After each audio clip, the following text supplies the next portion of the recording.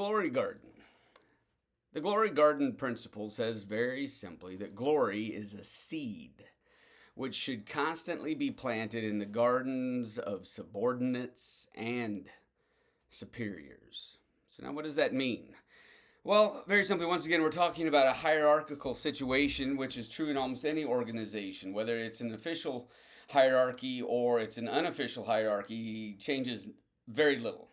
It does change some things because in official hierarchy, sometimes you have less quality of individual. They're just simply in that position. But the principle still holds.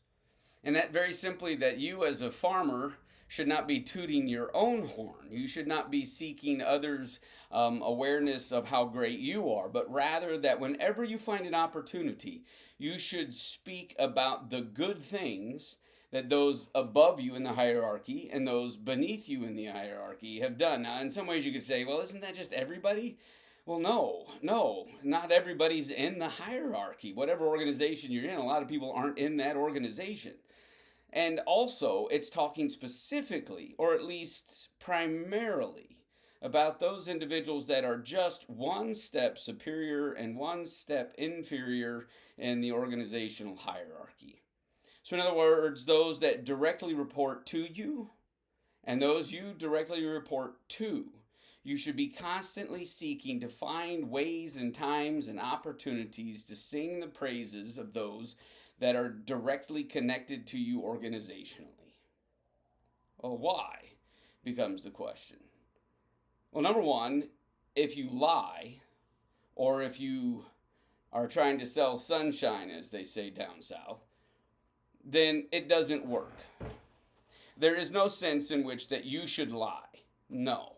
You shouldn't make things up. You should not embellish. You shouldn't make them seem more grandiose than they are. That's what brown-nosing is as you go up, at least. And it's also a key sign of a very weak leader if you're selling sunshine about those beneath you. You're making excuses for them, etc. None of that is what we're talking about.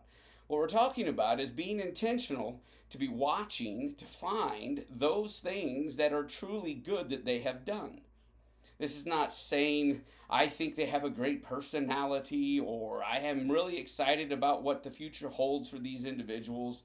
That's irrelevant for the most part.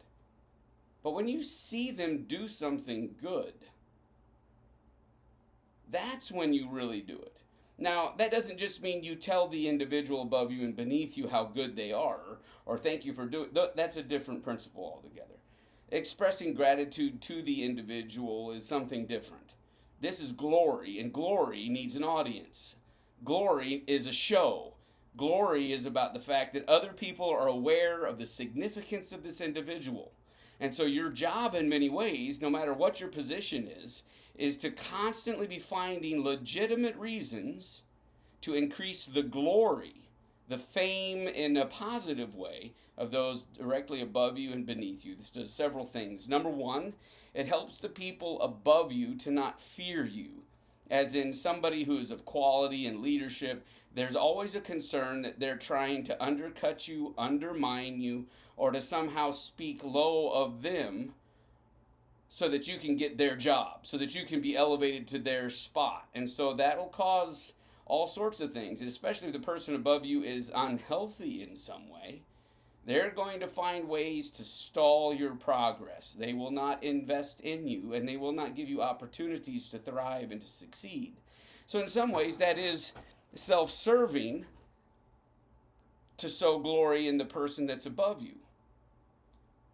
But it also genuinely just creates healthy, good relationships, and who doesn't want that? The second thing is for those who are beneath you or inferior to you in the organizational hierarchy. Giving them opportunities to shine means a couple things. Number one, that you feel secure in your position.